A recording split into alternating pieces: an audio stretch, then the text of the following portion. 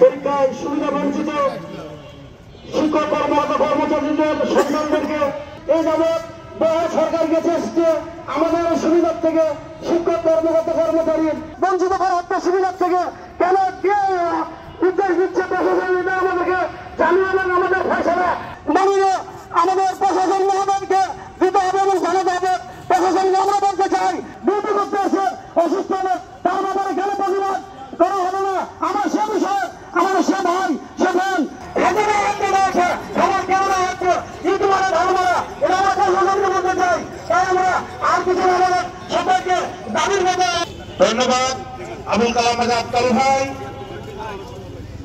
এই পর্যায়ে বক্তব্য নিয়ে আসছেন আমাদের আইন অনুষ্ঠানের কর্মচারী জনাব রফিকুল ইসলাম সদর।